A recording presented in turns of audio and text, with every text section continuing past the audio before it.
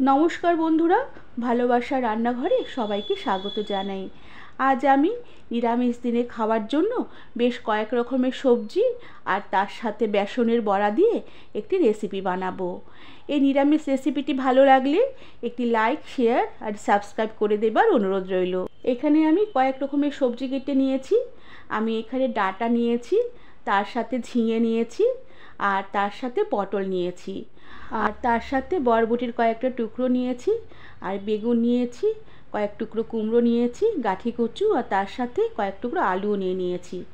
এবার আমি কড়াতে পরিমাণ মতন তেল দিয়ে দিলাম, আর তেল বেশ ভালোভাবে গরম হয়ে এলে আমি জিরে, কালো জিরা, রাঁধুনি তেলে ফোড়ন দিলাম।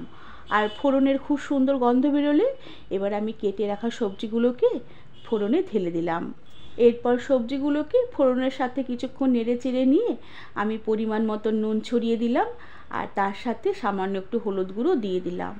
নুন হলুদ দিয়ে সবজিগুলোকে আমি কিছুক্ষণের জন্য নেড়ে চেড়ে নেব, আর গ্যাসের আঁচ একদম কম করে দিয়ে ঢাকা দিয়ে কিছুক্ষণের জন্য আমি সবজিগুলোকে রান্না হতে দেব।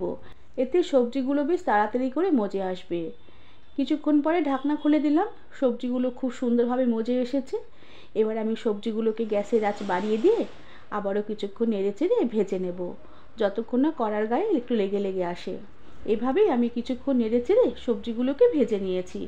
এরপর আমি ঝোলের জন্য পরিমাণ মতন জল দিয়ে দিলাম, যাতে সবজিগুলো বেশ ভালোভাবে সেদ্ধ হয়ে আসে। আর সাথে দুটো চেরা কাঁচা লঙ্কা দিয়ে দিলাম, আর আবারও গ্যাসের আঁচ কম করে দিয়ে ঢাকা দিয়ে আমি কিছুক্ষণ রান্না হতে দিলাম, যতক্ষণ না সবজিগুলো বেশ ভালোভাবে সেদ্ধ হয়ে আসে। এভাবে প্রায় মিনিট 5-6 মতো রান্না করার পরে ঢাকনা খুলে দিলাম। গাঁঠি কচু খুব সুন্দরভাবে সেদ্ধ হয়ে গেছে, আর তার সাথে আলুও খুব সুন্দরভাবে সেদ্ধ হয়ে গেছে। এবার আমি সবজি কড়াটাকে নামিয়ে নেব, আর বেসনের বড়াগুলো ভেজে নেওয়ার জন্য গ্যাসে আরেকটি কড়া বসিয়ে দিলাম, আর তাতে আমি সামান্য একটু তেল দিয়ে দিলাম। আর তেল বেশ গরম হয়ে এলে আমি বেসন, একটু নুন আর হলুদ, আর একটু কালো জিরে আর সামান্য একটু চিনি ছিটে দিয়ে বেশ ভালোভাবে ফেটিয়ে নিয়ে কয়েকটি বড়া তেলে দিয়ে দিলাম। আর এভাবে যদি ডাল ভেজাবার সময় না থাকে তাহলে বেসনের বড়া দিয়েও নিরামিষ দিনে এরকম একটি নিরামিষ রেসিপি বানিয়ে নিলে খেতে অসাধারণ লাগবে। এরপর বেসনের বড়াগুলো হালকা লাল করে 2 পিঠ ভেজে নিয়ে আমি কড়া থেকে উঠিয়ে রেখে দিলাম। এবার ওই কড়ার সামান্য তেলেই আমি কালো জিরে, রাঁধুনি আর দুটো কাঁচা লঙ্কা বাটা দিয়ে দিলাম, আর সাথে মশলার বাটি ধোয়া সামান্য একটু জল দিয়ে দিলাম, আর তার সাথে কয়েক টুকরো টমেটো দিয়ে দিলাম। এবার আমি মশলাটাকে কিছুক্ষণ কষিয়ে নেব, তবে মশলা বেশিক্ষণ কষানো যাবে না, তাহলে কালো জিরা, রাঁধুনির গন্ধটা চলে যাবে। এভাবে কিছুক্ষণ নেড়ে চেড়ে নেবার পরে আমি সবজি সমেত ঝোলটা মশলাতে ঢেলে দিলাম, আর তার সাথে ভেজে রাখা বেসনের বড়াগুলোকেও দিয়ে দিলাম।